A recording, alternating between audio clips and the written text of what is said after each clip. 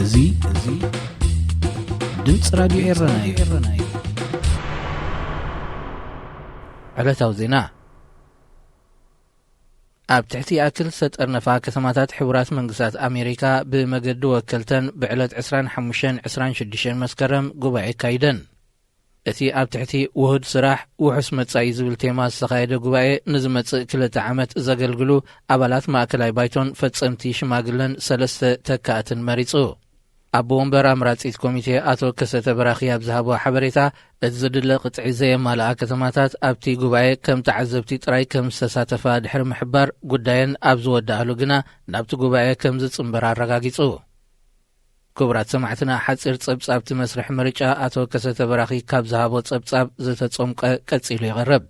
ዝኸበርኩም ኣባላት ባይቶ ዝኸበርኩም ዕዱማት ኣጋይሽ ዝኸበርኩም ኣብ ኩሉ ኩርናዓት ዓለም ኮንኩም ነዚ ዲሞክራሲያዊ መስርሕ ትከታተሉ ዘለኹም ኤርትራውያን ኣሓተይን ኣሕዋተይን ዝኸበርኩምን ዝኸበርክንን እዚ ሎሚ ዝካየድ ዘሎ ምርጫ ፍሉይ ዝገብሮ ነቲ ትነዊሕ ዝተሰርሓሉ ድሕሪ ብዙሕ ምምያጥን ምክታዕን ዝጸደቐ ዓንዲ ሕጊ ባይቶ ኣክል ሕቡራት መንግስታት ኣሜሪካ ሙርኩስ ብምግባር ዝካየድ ዘሎ ዲሞክራሲያዊ መስርሕ ምዃኑ ካልእ ኣብዚ ናይ ሎሚ ምርጫ ዘተኣታተናዮ ብመሰረት ዓንዲ ሕጊ ኩሎም ኣባላት ናይ ማእከላይ ኮሚቴ ሕውያት ኮይኖም ክቐርቡ ስለ ዘለዎም ንመረፅቲ እኹል ሓበሬታ ክህልዎም ንኩሎም ኣባላት ፕሮፋይሎም ከቕርቡ ከምኡውን ናይ ግሎም ቪድዮ ሰሪሖም ክልእኩልና ሓቲትናዮም ብዙሕ ግዜ እውን ተደጋጋሚ እውን ጽሑፋት ሰዲድና ስለዚ እዚ ንገዛእ ርእሶም ንኸላልዩ ዕድል ንኽረኽቡ እቶም ዝመርፁ መረፅቲ ኸኣኒ ኩሉ ነገር ፈሊጦም ክመርፁ ምእንቲ ነቶም ዝመርፅዎም ዘለዎም ጽቡቕ ገይሮም ክፈልጥዎም ምእንቲ ዝብል ተደጋጊምና ሓቲትና ስለዚ ናይቶም ዝሰደዱልና ኩሎም ኣቕሪብናልኩም ኣለና ስለዚ ንኩላቶም ግን ብማዕረ ከም ዝተሓተቶም ክሕብር ይደሊ ብተወሳኺ እዚ ባይቶ እዚ እቲ ዝዓበየ ጎኑ ህዝቢ ዝወናኒኡ ህዝቢ ሰረት ዝገበረ ስለ ዝኾነ ከምቲ ዓንዲ ሕግና ዝጠልቦ ኩሎም መረፅትን ተመረፅትን ብህዝቢ ዝተመርፁ ክኾኑ ካብ ከተማኦም ብደብዳቤ ንባይቶ ዝሓበሩ ክኾኑ ዓንዲ ሕግና ስለ ዝጠልቦ እዚ ኣምራጺት ኮሚቴ ረቓሒ ከማልኡ ጻዕርታት ኣካይድ ዩዘርኔም ኤንድ ፓስወርድ ንዑ ተጠቂምኩም ኢኹም ምርጫ ትገብሩ ካብቶም ዝቐረቡ ሕውያት 9 ሕውያት ትመርፁ ስለዚ ትሕቲ 9 ተገይርኩም ኣይተሕልፈኩም እያ ልዕሊ 9 ተገይርኩም ኣይተሕልፈኩም እያ ስለዚ 9 ሰባት ከም ዝመረፅኩም ርግፀኛታት ትኩኑ ኣብ ዓንዲ ሕግና ዘለዋ ንምዝኽኻር ዝኣክል ስለዚ ኣብ ምዕራፍ 8 ምርጫ ፈጻሚ ኣካል ግቡእን መሰልን ዝብላ ነጥብታትን ቀዳመይቲ መስርሕ ምርጫ በዞም ዝስዕቡ መትከላት ክካየድ ክትርጎምን ይግባእ ቀና ግሉጽነት ኣኽብሮት ሕመረት መስርሕ ምርጫ ኮኑ ይግባእ ኩሎም ሕውያት ፈጻሚ ኣካል ኣብ ዝግምገምሉ እዋን ብብጾት መቃለስቲ ብሕያውነት ብቕንዕና ክረአይ ይግባእ መስርሕ ምርጫ ሓባራዊ ናይ ምትእምማን መንፈስን ግሉጽነትን ዘለዎ ንኽብርታት ባይቶ ይኣክል ድማ ዘንጸባርቕ ክኸውን ይግባእ ሓፈሻዊ ባይቶ ሙቓም ኣምራጺት ኮሚቴ ንምስርሕ ምርጫ ተካይድ እዚ ዝግበር ምርጫ ካብ ዝተፈላለየ ዓይነት ወገናውነት ሽርሕታት ካብ ኩሉ ወፂኡ ብቕንዕናን ብዲሞክራሲያውን ብሓቂ ብዝተመርኮሰን ክግበር ሓደራ ንብል ስለዚ ብኸምኡ ኢና ከዓ ንኩላቶም ኢኳል ዝኾነ ፓርቲሲፔሽን ክህልዎም ሓሳባቶም ክገልጹ ብቪድዮ ብፕሮፋይልን ንህዝቢ ከላልዩ ዕድል ዝሃብና ማለት እዩ ኣብ መንጎና ብዘለዉ ክኢላታት ናይ ሶፍትዌር ኢንጂነርስን ኣርክቴክትስን ዝተዳለወ ናይ ቮቲንግ ሲስተም ኢና ንጥቀም ዘለና እዚ ብጣዕሚ ከቑርዓና ይግብኦ እዩ እዚ ዝተዳለወ ቮቲንግ ሲስተም ዋላ ብቴሌፎን እቶ ዋላ ብኮምፒውተር እቶ ሓንሳብ ጥራሕ ክትመርፅ ዝፈቅድ ጥራሕ እዩ ካልኣይ ግዜ ክትመርፅ ተፈቲንካ ኦልሬዲ መሪፅካ ኢኻ ዝብለካ እዩ ነዚኦም ከዓ ነዞም ኩሎም መረፅቲ ከምቲ ኣቐዲመ ዝሓበርክዎ ንኩላቶም ዩዘርኔምን ፓስወርድን ተሰዲድዎም ናይ ኩላቶም ፕሮፋይል ተሰሪሑ ኣብ ሲስተም ኣሎ ማለት እዩ ስለዚ ኣብታ ናይ ባይቶ ይኣክል .org ዌብሳይት ኣብኡ ከድካ እታ ምርጫ ክትግበር ኣዝዮም ብቑዓት ዝኾኑ ብጣዕሚ ተወዳዳሪ ዝኾነ ምርጫ እዩ ነይሩ ስለዚ ጠቕላላ መረፅቲ 84 እዮም ልኡል ዘውዴ ብ78 ዓወት ፀሃየ 70 ኢለን 69 ተስፋ ህይወት ኪዳነ 69 ፍቅረ ጋይም 69 ሃይለ ሚካኤል ዶክተር ሃይለ ሚካኤል 66 ሊዮን 51 ሙልጌታ ኪዳነ 31 ተኸኣ 30 እዚኦም ቶም 9 ዝለዓለ ነጥቢ ዘምጽኡ ኣባል ናይታ ፈጻሚት ሽማግለ ናይ ባይቶ ሕቡራት መንግስታት ኣሜሪካ ክኾኑ ዝተመርጹ እዮም تزلعل نتبي زمزة كابتت بقتي بحانت نتبي مالتيو عبد الباسط 29 فوت إسياس تولده سالساي كا دانيال أبراهام اللونا مالتيو زيوم سلستها كم تتابع بقتي اللونا ስለዚህ ይርሐሱና እዚኦም መራሕትና ኮኾንዮም ነዝዝመት ክልተ ዓመት ማለት እዩ ነቶም ቀዳሞት ሸዓተ ማለት እዩ ናብ ስራሕ ካኣቱ ብቐጥታ ስለዝኾኑ ንዓኣቶም ናይ ቃል ማሕላ ግዜ ክንገብርና ንሙሙሉ እቲ ሓድሽ ተመሪጹ ዘሎ ካብ ህዝቢ ካብ ከተማታት ተወኪሉ ዝመፀ ኣባል ባይቶ ኻኒ በሓውና ክብሮም እዚኣ ቃል ማሕላ ከም ዝበልኩም ከለኹ ንስኻትኩም ከ የመናይልኩም ማልዒልኩም ኣብ ቅድሚ ዝባይቶ أكلمي بعدي أكلمي زبيرترا قال كتاتويهم مالتي نزي لومي بايتو يأكل حبرات منغستات أمريكا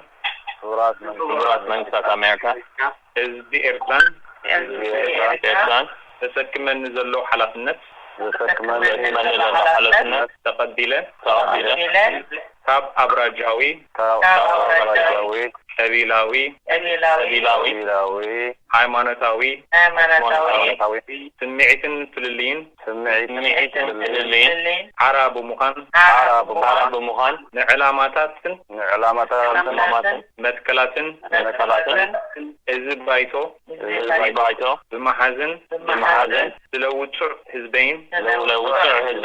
ሃገረይን ብእሙንነት كالس أبكدميتي وتصع حزبين بايتون محل الله وتصع حزبين بايتون محل الله الله عجزكم كان له زي دمص راديو إيرناي حبرت إيروبان إيرترا كاب زلقسو فاينانساو حجز قال كفالو دو كبلو كم زوسنا فليتو أمستردام زمدبرو تكال نسب أو مسلات إيرتراويان أبزرقحو حبريتا حبرت إيروبانتي ودوات إيرترا مس إثيوبيا كراخب تباهيلو السوات أنا مسرح تسرقيا مسرح زلقس حجز دو كم زبولي حبيرو إتي حبرت نمنقس إيرترا أبزتا ويتصمدون ممتاء كتابع بزو المخنيات لعلي 8 مليون يورو نمسرح تسرقيا لقسونيرو بارلمانت حبرت أبزوات حسن معقلة كفالتي نمنقسي إيرترا تمديبو زنبر حجز ناب سودان زترفقا نكال بروجكتات كشفن مخانو تقليصو منقسي إيرترا نلمعتاوي نتفتات بزويل زكايدو بروجكتات بقدود عسكر الناز سرح بمخانو نتي منقسي محقاز زبناوي بارنت متبعيو بمبال حيالو أولات بارلما حبرت إيروبا ترعانات كغربو تصني حميم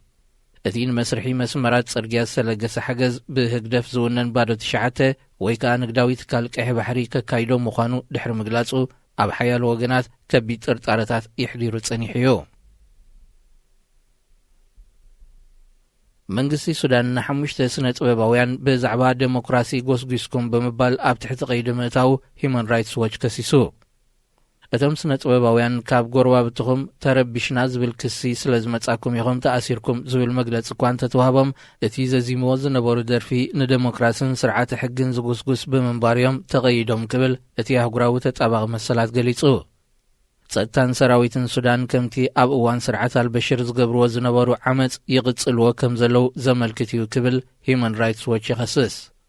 መንግስቲ ሱዳን ህዝቢ ዝጠለቦ ለውጢ ኣብ ምትግባር ኣዝዩ ዘሕቲሉ ከም ዘሎ ብሓያሉ ወገናት ዝቐርብ ዘሎ ጥርዓን ክኸውን እንከሎ ብፍላይ ኣባላት ጸጥታ ስርዓት አልበሽር ነበር ኣብ ህዝቢ ዘውርድዎ ዘለው ግፍዒ ንኣቓልቦ ኣህጉራውያን ተጣበቕቲ መሰላት ክስሕብ ጸኒሑ እዩ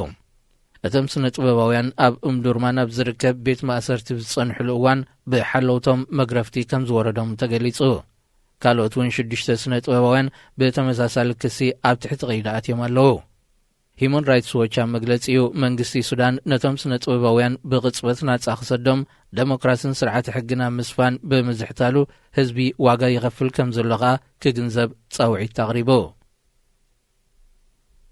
زينا أبزي في الصم راديو إيرنا راديو إيرنا كاب كتما باريس محلالة في إرتوران غازت إنياتا زدالو نتسا راديو